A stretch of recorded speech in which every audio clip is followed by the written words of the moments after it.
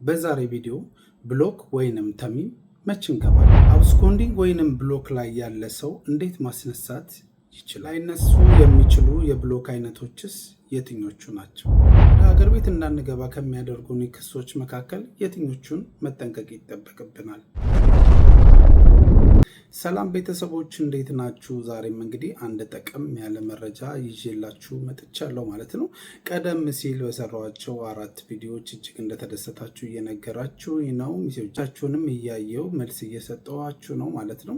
እንግዲህ የተለያዩ ልጆች ግንዛቤ ካለማግኘት የተነሳ አይዲያ ሼር የሚያደርጋቸው ሰው ስለሌለ በተለይ በአረብ ሀገራት የሚኖሩ የማዳም ቅመሞች ሊሆን ይችላሉ፣ የካምፓኒ ሰራተኛዎች ብቻ ባይ ኤኒ ሚንስ ወደዚህ ሀገር ላይ የገቡ ልጆች ማለት ነው ቪዛቸውን እንዴት ማስተካከል እንዳለባቸው አሊያም ደግሞ የቪዛዎቹ የብሎክ አይነቶቹ እንዴት መነሳት እንዴት መጥራት እና ወደ ህጋዊነት መመለስ እንዳለባቸው አንዳንድ መረጃዎች ስለሚያጥራቸው ከዛ የተነሳ ሳያስተካክሉ ተስፋ ቆርጠው የሚኖሩ ብዙዎች አሉ ማለት ነው። እንግዲህ እንደነዚህ አይነት አጫጭር ቪዲዮዎች ሞር ለነሱ ግንዛቤ ይሰጣሉ፣ እነሱን ያስተምራሉ፣ እነሱን ወደ ህጋዊነት ይመልሳሉ።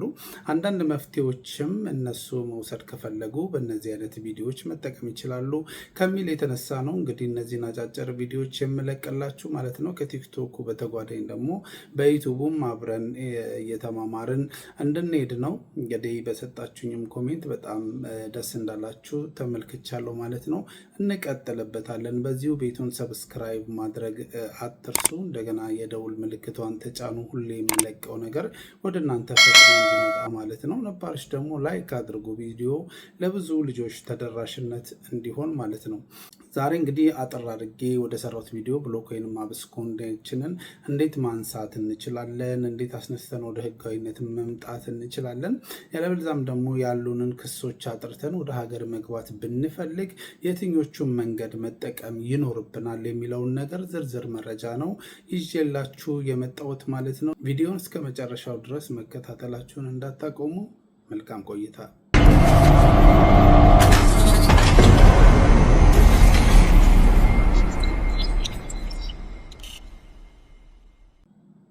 ተመልሻለሁ። ተሚም ብሎክ ወይንም ደግሞ አብስኮንዲንግ እነዚህ ተመሳሳይ 3 ቃላት አንድ አይነት ፍቺ ያላቸው ሲሆኑ ያው ተሚም ማለት ብሎክ ነው፣ አብስኮንዲንግ ማለት ብሎክ ነው፣ ብሎክ ደግሞ ያው ብሎክ ነው ማለት ነው። ስለዚህ እነዚህ እንግዲህ ከመጀመሪያ የምናያቸው 3ቱ ተሚም ብሎክ ወይንም ደግሞ አብስኮንዲንግ የተለያዩ ልጆች በእንደነዚህ አይነት ነገሮች ክስ ተመስርቶባቸው ፋይላቸው ተዘግቶ ተፈላጊነት እንዲሆኑ የሚደረጉበት አይነት ሂደት ነው ማለት ነው። እንግዲህ አንድ ሰው ብሎክ ወይንም ተሚም አብስኮንዲንግ ውስጥ መች ይገባል? አንድ ሰው ወደዚህ ሀገር ሲገባ ማለት ነው አብስኮንዲንግ ወይንም ተሚም ብሎክ መች ይደረጋል? ወይም ደግሞ በምን የተነሳ ነው ብሎክ ወይንም ደግሞ አብስኮንዲንግ ውስጥ ሊገባ የሚችለው የሚለውን መጀመሪያ ላይ እናያለን። አንድ ሰው ብሎክ ወይንም አብስኮንዲንግ ውስጥ ሊገባ ከሚችልባቸው መንገዶች ውስጥ ዋነኛው ከአሰሪ ጋር በሚደረጉ ግጭቶች፣ ያለመግባባቶች የተነሳ ማለት ነው። ሰራተኛ ከአሰሪው ጋር ሳይግባባ ይቀርና በተለይ የሞር የማዳም ቅመሞች ላይ ነው እንደዚህ አይነት ነገር የሚከሰተው። ከአሰሪዎቻቸው ከከፊሎቻቸው ጋር መግባባት ላይ አይደርሱም እና ሳይደርሱ ሲቀሩ ምን አይነት ውሳኔዎች ይወስናሉ? ከዛ ከሚሰሩበት ቤት ውስጥ ጠፍቶ ማምለጥን እንደ አማራጭነት ይጠቀማሉ ማለት ነው። ለዚህም ደግሞ አንዳንድ ሰዎች አሉ ይህንኑ ስራ በመስራት የሚተዳደሩ የሚያስጠፉ ማለት ነው። እዚህ ሀገር ላይ ተቀምጠው ልጆቹን ህገወጥ እንዲሆኑ ወይንም ደግሞ ከዛ ቤት አስጠፍተው ገንዘብ እየተቀበሉ ልጆቹን ለእንደዚህ አይነት ነገር የሚደረጉም ተባባሪ አካላት አሉ ማለት ነው። እና የመጀመሪያው ደረጃ ላይ ሰዎች ብሎክ ወይንም ደግሞ አብስኮንዲንግ ከሚሆኑበት ባይ 50% የሚሆኑት ሴቶች ናቸው እዚህ ሀገር ላይ። እንግዲህ እነዚህም ቅድም እንደነገርኳችሁ የማዳም ቅመሞች ወይ ከአሰሪዎቻቸው ጋር ይጋጫሉ፣ አሊያም የተሻለ ደሞዝ አላችሁ ተብለው በተለያዩ አካላት ማለት ነው ተሞልተው ተጀንጅነው የተሻለ ስራ አለ፣ ለምንድነው እዛ ምሰሪው? አሁን ቋንቋ ለምደሻል፣ ስራ ለምደሻል፣ ስለዚህ እዚኛው ጋር እኮ ህገወጥ ሆነሽ መስራት ትችያለሽ፣ ማንም የሚይዝሽ ሰው የለም፣ ነገ የሚስተካከል ነው ቪዛሽ በሚል በተለያየ ምንድነው አሉባልታዎች ይመሩና ከዛ ቤት ውስጥ ለመጥፋት ይገደዳሉ፣ ከሚሰሩበት ቤት ውስጥ ማለት ነው።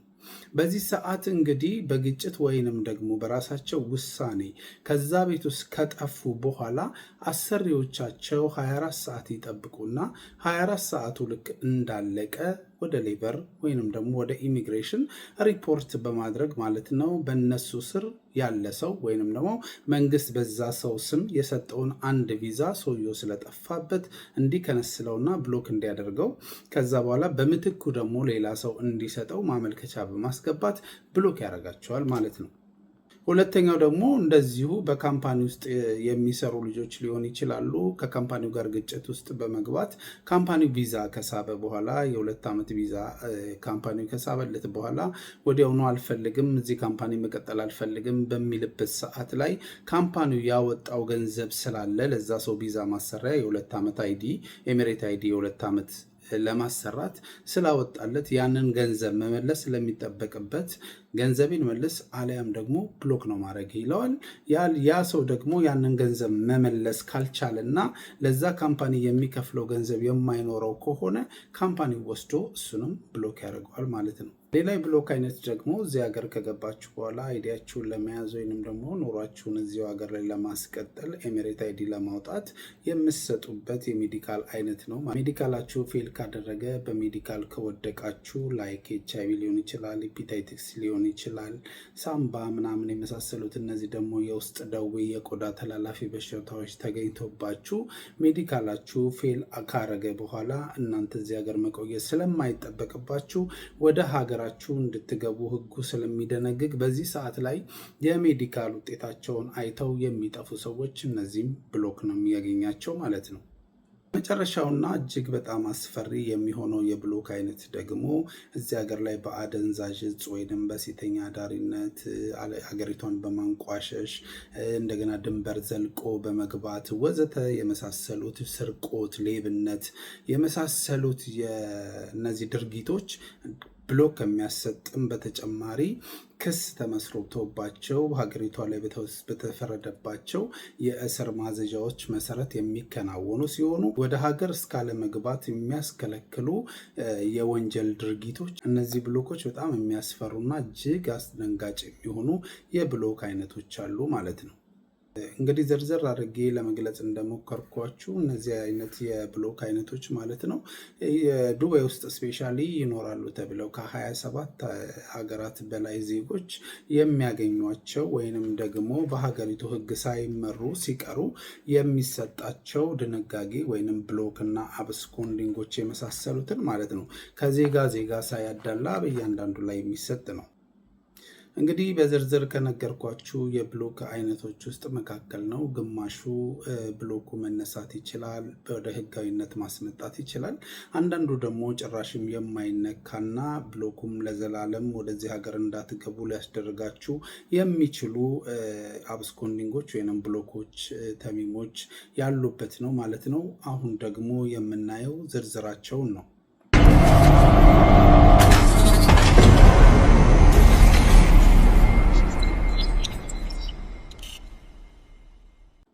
በአጠቃላይ እንግዲህ የብሎክ አይነቶቹ እነዚህን ሲመሳስሉ፣ ታዲያ አሁን በቀጣይ እነዚህን ብሎኮች ደግሞ እንዴት እናስነሳለን?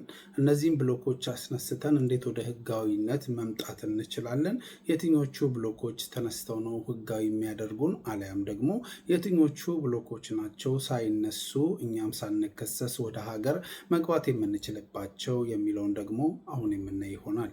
እንግዲህ ስለ ብሎክ አይነቶች ይህንን ያክል አንደርስታንድ ካደረግን በቀጣይ ደግሞ ምንድነው የምናየው? እነዚህ ብሎክ የገቡ ሰዎች ወይንም ደግሞ እነዚህ አብስኮንዲንግ ያለባቸው ሰዎች እዚህ ሀገር ላይ ማለት ነው ምን አይነት ሲስተም ተጠቅመው ነው ወደ አይዲያቸውን ወደ ማስወጣት ህጋዊ ወደ መሆን እዚህ ሀገር ላይ ያላቸውን ነገር ክሊር ወደ ማድረግ ደረጃ ላይ የሚሄዱበት ስቴፖች የትኞቹን መንገዶች ተከትለው ነው የሚለውንና እናንተም ደግሞ ወደ ህጋዊ ለመምጣትና ቪዛችሁን ለማስተካከል ከማሰባችሁ በፊት የትኛው ብሎክ ይነሳል፣ የትኛው ብሎክ አይነሳም፣ ምን ያህል ገንዘብ ያስወጣኛል፣ ይህንን ብሎክ ለማስነሳት እርግጠኛና ትክክለኛ የምትሆኑበትን መንገዶች ማለት ነው አሁን አሳያችኋለሁ። ይህንን መንገድ ተጠቅማችሁ ብቻ ቪዛችሁን ማስተካከል ትችላላችሁ ማለት ነው። እንግዲህ አንድ ሰው ብሎክ ወይንም አብስኮንዲንግ ሊያነሳ የሚችልባቸው መንገዶች 3 አይነት መንገዶች አሉ። የመጀመሪያው የሚሆነው ብሎክ ያደረገው ወይንም ደግሞ ተሚም ያደረገው ሰውን በመለመን ከፊሉ ሊሆን ይችላል። በድርጅት ደግሞ ከሆነ አለቃው ወይንም ደግሞ የዛ ድርጅት ባለቤት ሊሆን ይችላል፣ የካምፓኒው ማለት ነው። ሶስተኛው ደግሞ ቪዚተር ስትሆኑ ትራቭል ኤጀንሲዎች፣ በትራቭል ኤጀንሲዎች በኩል ከሆነ የምትመጡት እነዛ ትራቭል ኤጀንሲዎች ስለሆኑ አብስኮንዲንግ የሚያደርጓቸው ትራቭል ኤጀንሲዎቹን በማፈላለግ ወይንም ደግሞ ኢምፕሎይመንት ቪዛ ሀገር ውስጥ ገብታችሁ ካንስላችሁ ከሆነ ኢምፕሎይመንት ቪዛውን የሰራው ሰው እነዚህን ሰዎች ኮንታክት በማድረግ ከእነዚህ ሰዎች ጋር ዲስከስ በማድረግ ብሎካችሁን ወይንም አብስኮንዲንጋችሁን ማስነሳት ትችላላችሁ። ቢኮዝ እነዚህ ሰዎች ብቻ ናቸው የእናንተን ተሚም ወይንም ደግሞ አብስኮንዲንግ ማንሳት የሚችሉት። ለምሳሌ የማዳም ቅመም ከሆናችሁ ማዳማችሁ ወይንም ደግሞ ከፊላችሁ ሰውየው ማለት ነው፣ እሱን አሁን የምትሰሩበት ቤት ውስጥ ካላችሁና ከተባበሯችሁ ሰዎቹ አስደውላችሁ አሊያም ደግሞ እናንተ የምትግባቧቸው ከሆነ በፊት ላይ ማለት ነው በመለመን ብሎኩን እንዲያስነሱላችሁ ከፍላችሁም ከሆነ አሊያም ደግሞ እነሱ ራርተው ምስኪን ነኝ ብላችሁ ተለማምጣችሁ እነሱ ራርተው ኦኬ ካሏችሁ ብሎኩን ካነሱላችሁ የመጀመሪያ ደረጃ የምታደርጉት ምንድን ነው? ቀራማ የሚባል ነገር አለ። ብሎኩ ከተነሳ በኋላ ቀራማ የሚባል አለ። ቀራማው ወይንም ደግሞ ኦቨርስቴ የሚባለው ይህ ማለት ምንድነው? በተቀመጣችሁ እናንተ ከነዛ ሰዎች ጋር አምልጣችሁ በተቀመጣችሁ ቀን የሚቆጥረው የጊዜ ገደብ ሲሆን ያንንስ ብሎኩን ካስነሳው በኋላ ያንን ቀራማ ከፍዬ ትክክለኛ ወደ ህጋዊነት መምጣት እችላለሁ ወይ የሚለውን ደግሞ ቆም ብላችሁ ማሰብ አለባችሁ። ብሎክ ለማስነሳት ሄሎ ብላችሁ ከመደወላችሁ በፊት የቆጠረባችሁን የቀራማ ቀኖች ካልኩሌት አድርጋችሁ በቀን 50 ብር ሂሳብ ስንት ዓመት እንደተቀመጣችሁ እሱን ታባዙና ያንን ገንዘብ ከፍዬ ብሎኩን አስነስቼ አይዲን ማሰራት እችላለሁ ወይ የሚለውን ነገር በጣም እርግጠኛ መሆን መቻል አለባችሁ። አለያም ብሎኩን አስነስታችሁ የቀራማውን መክፈል ካልቻላችሁ ሰውየው ይመልስና ጊዜ ይሰጣችሁና ሳታነሱ ወይንም ደግሞ ወደ ህጋዊነት ሳትመልሱ ስትቀሩ ሲያይ መልሶ ብሎክ ያደርጋችኋል። ለምን ከፊሎች ብሎክ ያደርጋሉ? ብሎክ በማድረግ እነሱ የሚያገኙት ጥቅም ምንድን ነው ብላችሁ ልትጠይቁኝ ትችላላችሁ። አንድ ሰው ብሎክ የሚደረገው ስፖንሰራችሁ፣ ለምሳሌ ለእናንተ ቪዛ አህመድ የሚባለው ስፖንሰራችሁ ይህ መንግስት ኤምኬ ለሚባል ሰው ቪዛ እንዲሰጠው ጠይቆ መንግስትን ለኤምኬ አህመድ ቪዛ ሰርቶለት ሰጥቶት ከሆነ ይህ መንግስት የሚመዘግበው ኤምኬ የሚባለው ሰራተኛ አህመድ ወደሚባለው ከፊል ገብቷል፣ በሱ ስር እንዳለው መንግስት ያውቃል ማለት ነው። በተለያየ የዓለም ሀገራት ላይ ከዩናይትድ አረብ ኤሚሬት ጋር ሪሌሽንሽፓቸው ጥሩ የሆነ ስራና ክህሎት ጋር የተፈራረሙ ሀገሮች፣ የተለያዩ ሀገሮች ወደዚች ሀገር እየገቡ ይሰራሉ ማለት ነው። ከዛ ውስጥ እንግዲህ ቪዛ ያ ሰውዬ የተሰጠው መሐመድ የሚባለው ሰውዬ የተሰጠውን ቪዛ ተጠቅሞ ከኢትዮጵያ ሊያመጣ ይችላል፣ ከኬንያ ሊያመጣ ይችላል፣ ከኡጋንዳ ሊያመጣ ይችላል፣ ከናይጄሪያ፣ ከኤርትራ ወዘተ። ከአንዱ ከፈለገበት ሀገር ቪዛው ሲሰጠው ይይዝና ይመጣል። ስለዚህ ምንድነው ይህ መንግስት የሚያውቀው ኤምኬ የሚባለው ሰውዬ አህመድ ስር እየሰራ እንዳለና በሱ ስር እንደሆነ ስለሆነ የሚታወቀው እዛ በነበራችሁበት ጊዜ ልክ ስትጠፉ ኤምኬ የሚባለው ሰውዬ ምን ይላል? በ24 ሰዓት ይጠብቀኝና ከስሬ አምልጧል። ይሄ ልጅ ወንጀል ቢሰራ፣ ልብ ብላችሁ አድምጡኝ፣ ወንጀል ቢሰራ፣ በተለያየ ድርጊቶች ቢጠረጠር፣ ቢሰርቅ፣ ቢዘርፍ፣ የተለያየ ነገር ላይ ተሰማርቶ ቢገኝ እኔ አልጠየቅም፣ በእኔ ስር የለም። ሴት ደግሞ ከሆነች ከወጣች ካረገዘች በተለያየ ብትደፈር ብትሰርቅ የሆነ ነገር ሆና ብትገኝ እዚችን ሴት ኃላፊነት ከላይ ላይ አውርጃለሁ፣ በእኔ ቁጥጥር ስር አይደለችም፣ በሚመጣው ችግር እኔ ተጠያቂ አይደለሁም ብሎ ብሎክ ያደርጋል ማለት ነው። ምክንያቱም ወደሱ የሆነ ችግር ሲፈጠር እንዳይመጣበት። እና ዋነኛው ምክንያታቸው አንደኛው ያው አይዲያቸውን ሲያሰሩ ገንዘባቸውን ስለሚያጡ በዛ ይናደዱና ብሎክ ያደርጋሉ።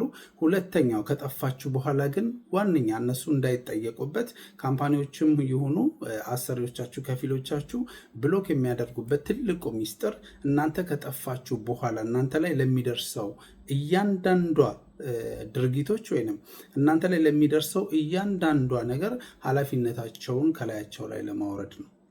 በእነሱ ስር እንዳልሆናችሁ፣ በእነሱ ቁጥጥር ስር እንዳልሆናችሁ ለመንግስት ለማሳወቅ ነው ማለት ነው ብሎክ የሚያደርጉት።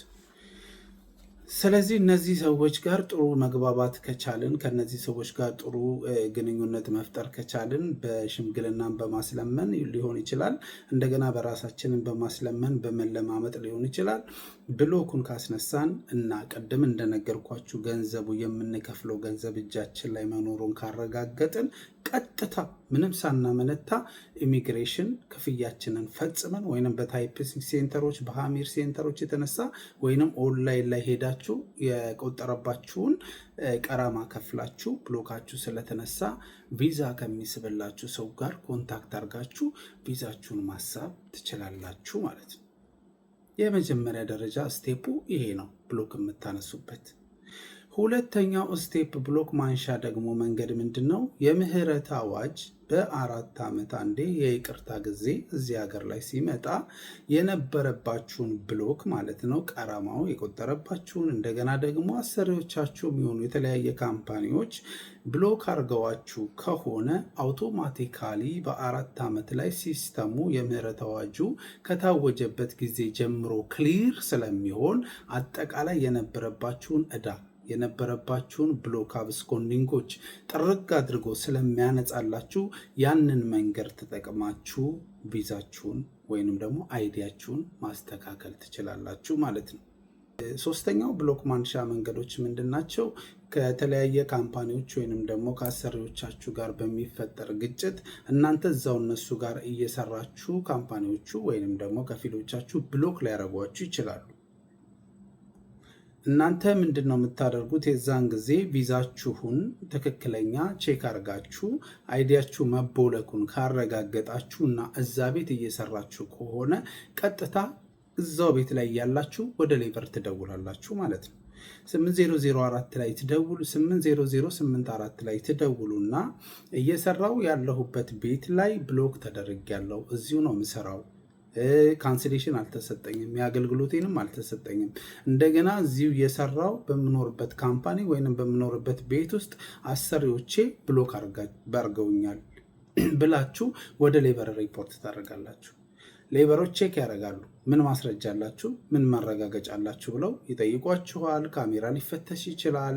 እንደገና በ24 ሰዓት ውስጥ እዛው ማዳም ቤት ውስጥ የተለዋወጣችሁትን የዋትሳፕ ሜሴጆች ሊያዩ ይችላሉ። ብቻ በሆነ መረጃ አንድ መረጃ እጃቸው ላይ ከገባ እነዛ ብሎክ ያደረጉላችሁን ሰዎች ትተው ራሳቸው ብሎኩን አንስተው ካንስሌሽኖቹን ይሰጧቸዋል ማለት ነው። እንግዲህ ከላይ በጠቀስኳቸው በእነዚህ መንገዶች ብቻ ነው እዚህ ሀገር ላይ ስትሆኑ ብሎክ ወይንም ደግሞ አብስኮንዲንጋችሁን ማስነሳት የምትችሉት ማለት ነው።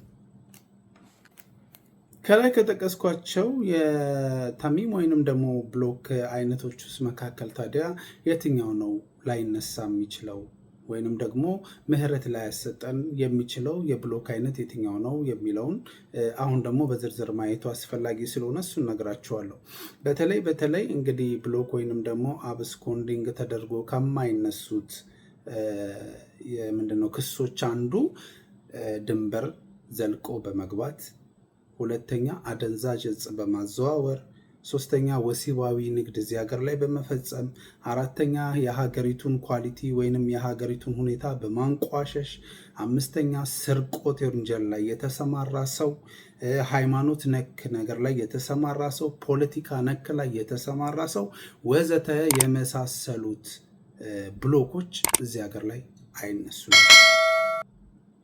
ቀጥታ በተለይ የሌላ አገር ዜጋ ሆናችሁ እዚህ ሀገር ላይ የምትኖሩ ከሆነ በነዚህ አይነት ድርጊቶች እነዚህ ከ7 እና ከ10 በላይ የሚሆኑ በጣም ወንትድ የሆኑ ድርጊቶች ወንጀሎች ውስጥ ተሰማርታችሁ ከነበራችሁ እዚህ ሀገር ላይ ባለው ሕግና ደንብ እስር ቤት ከሆነ የሚወሰንባቸው እስር ከሆነ እስራቸውን ፈጽመው የተለያየ ነገር የተወሰነባቸው ብቻ እዚህ ሀገር ላይ በተወሰነባቸው የፍርድ ሂደት ማለት ነው እሱን ጨርሰው ነው ወደ ሀገራቸው መግባት የሚችሉት። አውቶማቲካሊ ከሆነ አውቶማቲካሊ እንዲገቡ ይደረጋሉ። ያለበለዚያም ደግሞ በዚህ ሀገር ላይ በተፈረደባቸው ህግ መሰረት ገንዘብም ከፍለው ከሆነ አሊያም ደግሞ በስር ተቀጥተው እንዲገቡ ከተወሰነባቸው እነዚህን ነገሮች ጨርሰው ነው ወደ ሀገር የሚገቡት ማለት ነው። ስለዚህ እነዚህ ብሎኮች ግን ዳግም ወደ ዩኤ ያ ሰው መግባትም አይችልም። እንዳይገባ ለዘላለም ነው ብሎክ የሚደረገው። ሁለተኛም ደግሞ እዚህ ሀገር ላይም ሆኖ ብሎኩን ማስነሳት አይችልም ማለት ነው። የመጨረሻ የማደርገው ደግሞ እዚህ ሀገር ላይ ወደ ሀገር ብሎክ አድርገው ከማያሳፍሩን ክሶች አንዱ ለምሳሌ ከማዳሞቻችን ጋር ተጋጭተን ማዳሞቻቸው ወርቅ ጠፋ ወይንም ብር ጠፋብኝ፣ ጠፍታ ይዛ ነው የጠፋችው በሚል እኛ ሳና ክስ ይመሰርቱብናል። ካምፓኒ ውስጥም ሆናችሁ እንደዚህ እናንተ ምንም አይነት ነገር ላይ ባለመሳተፋችሁ ወንጀል መስርተውባችሁ እናንተ ሳታውቁ በጀርባ ክስ ተመስርቶባችሁ እናንተ ጋር ሜሴጅ ላይ ደርስ ይችላል።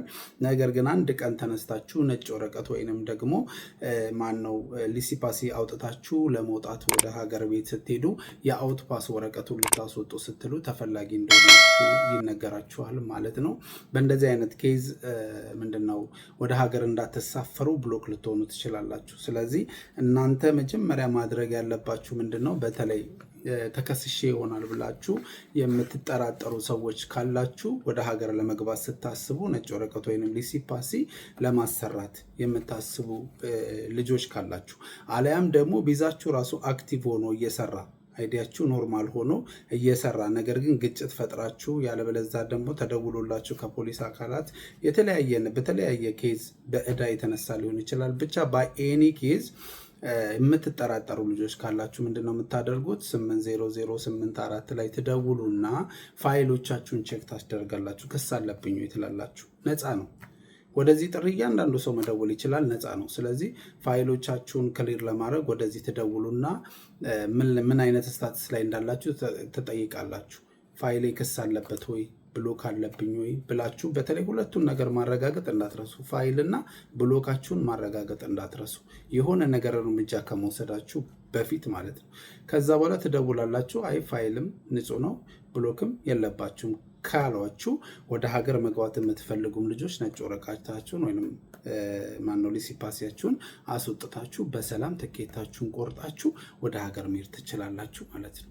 እንደዚሁም እዚህ ሀገር ላይ ሆናችሁ አይዲያችሁ አክቲቭ ሆኖ ድንገት ወደ ሀገር ተነስታችሁ በሆነ በሀዘን ሊሆን ይችላል፣ በደስታ ሊሆን ይችላል፣ ተጠርታችሁ ወደ ሀገር ለመሳፈር ልክ ስታስቡና ኢሚግሬሽን ኤርፖርት ኢሚግሬሽን ስትደርሱ ክስ አለብህ ክስን ካላጠራ መውጣት አትችልም ብትባሉ አጓጉል ልትሆኑ ስለምትችሉ እናንተ ምን ማድረግ አለባችሁ ማለት ነው? የክስ ሂደታችሁን ስፔሻሊ ዩኤ ፓስ ያላችሁ ልጆች ዩኤ ፓስ ላይ ፋይሎቻችሁን አፑን አውርዳችሁ መከታተል ትችላችሁ። ሙሁሪ ዩኤ ፓስ የምትጠቀሙ ልጆች እዛ ላይ የተለያየ ክስ ካለባችሁም እያንዳንዱን ነገር ዲትሊ ዳታችሁን የራሳችሁን የቪዛችሁን ስታተስ መከታተል ትችላላችሁ። ከሌላችሁ ግን እንደዚህ አይነት አክሰሶች የማትጠቀሙ ልጆች ከሆናችሁ እንደ ማዳም ቅመሞች ምናምን አይነት ከሆናችሁ ልጆች ደግሞ ይህንን እድል አይነት ነገር ኦፖርቹኒቲዎቹን የማታገኙ ከሆነ አይዲያችሁን የማይሰጧችሁ ከሆነ መክፈት ካቃታችሁ አፕሊኬሽኑን እናንተ በነፃ የስልክ መስመር በአረብኛ በእንግሊዝኛ ካልቻላችሁም አማርኛ ተናጋሪ ስለሚያመጡላችሁ ወደ ሌበር ደውላችሁ ቪዛችሁ ክሊር ንጹህ ወይንም ደግሞ ክስ እንዳለበት አሊያም ደግሞ ብሎክ እንደሆነ ማረጋገጥ ትችላላችሁ ማለት ነው። በመጨረሻ እንግዲህ ብሎክ ወይንም ደግሞ አብስኮንዲንግ ውስጥ በመሆናችን የምናጣቸው ነገሮች ምንድናቸው የሚሉትን እናይና እንጠቀልላለን ማለት ነው። ብሎክ ወይንም አብስኮንዲንግ ያለበት ሰው እዚህ ሀገር ላይ በእያንዳንዱ በሚሰጠው መሰረታዊ ጥቅሞች ተቋዳሽ አይደለም፣ አያገኝም ማለት እንደ አንድ ዜጋ እዚህ ሀገር ላይ እንደሚኖር ሀገሪቷ ባስቀመጠችው ሕግ መሰረት እየተመራ ስላልሆነ ሊያገኘው የሚገባውን ጥቅም አያገኝም። ለምሳሌ ስራ ከመፈለግ አንጻር ስራ ለመቀጠር ቢፈልግ ስራ ለመግባት መጀመሪያ የሚያስፈልገው ኤምሬት አይዲ ያለበለዛ ደግሞ ካንስሌሽን ወይንም ቪዚቱ ክሊር የሆነ አክቲቭ የሆነ ስለሆነ ሄዶ በሚያመለክትበት ሰዓት ላይ ስራ የማግኘት እድሉ 95% የመነመነ ነው ማለት ነው። ስራ ማግኘት አይችልም፣ ምክንያቱም ህጋዊ ስላልሆነና አይዲ ስለሌለው ማለት ነው። ሁለተኛ በተለያየ ኬዝ መቼም ደስታም አለ ሀዘንም አለና ሕክምና ቢያስፈልገን ወይንም ደግሞ የወሊድ አገልግሎቶች ቢያስፈልጉን የጋብቻ ዶክሜንቶች ቢያስፈልጉን ያለበለዛም ወደ ሀገር ድንገት ተጠርተን ለመግባት ብንፈልግ፣ እንደገና እዚህ ሀገር ላይ ኑሯችንን ለመሰረት ቤትን መከራየት ብንፈልግ፣ የተለያዩ መኪናዎች መንዳት ብንፈልግ፣ እዚህ ሀገር ላይ ግዢ መፈጸም ብንፈልግ ሁሉ ነገሩ የሚንቀሳቀሰው በኤሜሬት አይዲ ስለሆነ አንድም ነገር ካለ አይዲ ማድረግ አንችልም ማለት ነው።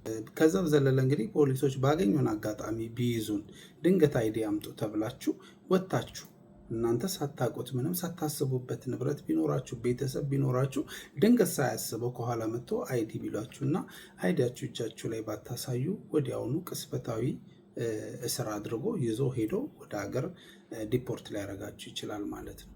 ስለዚህ እዚህ ሀገር ላይ አይዲ እና አይዲ ብቻ ነው ላይፍ የሚያስቀጥለው። አይዲያችሁን አስተካክሉ። ብሎክ ያለባችሁ ልጆች በነገርኳችሁ መሰረት ከፊሎቻችሁን አሰሪዎቻችሁን በመለማመጥ ብሎካችሁን አስነሱ። አብስኮንዳያችሁን ደግሞ ወይንም ቀራማችሁን ደግሞ ጃንዋሪ ላይ እንግዲህ ከፈጣሪ ጋር ግምት ነው ነገራችሁ። ጃንዋሪ ላይ ግምት አለ። አብስኮንዲንግ ይነሳል ማለት ከቆጠረብን ቢያንስ 10%ን እንከፍላለን ተብሎ ይታሰባል። ስለዚህ ልክ ይሄ ጃንዋሪ ሲመጣ ሁላችሁም ራሳችሁን ሬዲ አድርጋችሁ የቆጠረባችሁ ብዙ ብር ከሆነ ያንን ነገር አሻሽላችሁ ኪሳችሁን አይታችሁ ይህን የሚያክል ገንዘብ ብከፍል ይህን የሚያክል ነገር አይዲን ባሰራ ይችልልኛል ብላችሁ አሁኑን ሬዲ ሆናችሁ አይዲያችሁን ለማስተካከል ሞክሩ። ከነገርኳችሁ ወንጀሎች፣ ድርጊቶች ራሳችሁን ለማራቅ ሞክሩ። በተለይ ማዳም ቤት የምትሰሩ ልጆች እናስጠፋችኋለን የሚሏችሁ ጥሩ ስራ አለ ውጪ የሚሏችሁ ልጆች መስሚያችሁን ጥጥ አድርጉ። ውጪ ላይ ምንም ነው የሌለው 100% አስረግጬ ነው የምነግራችሁ። አንድ ኢጃዛ ቤት ውስጥ 20-30 ሰው ሆነው ዋይፋይ እያንጫጩ እርስ በርሳቸው እየተንጫጩ የሚውሉበት ኢጃዛ ቤት ስራ ሳይገቡ ላይፎቻቸውን እድሜያቸውን ሙከየፍ እየመታቸው እዚሁ አገር ላይ ላይፋቸውን አባክነው እድሜያቸውን አባክነው የተቀመጡ ብዙ አሉ።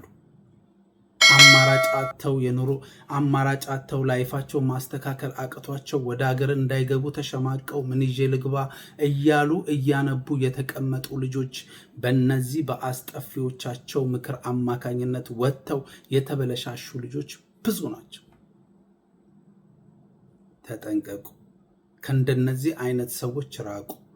ቢቻላችሁ እንደምንም ጥርሳችሁን ነክሳችሁ 2 ዓመታችሁን ጨረሳችሁ ወደ ሀገራችሁ ግቡ።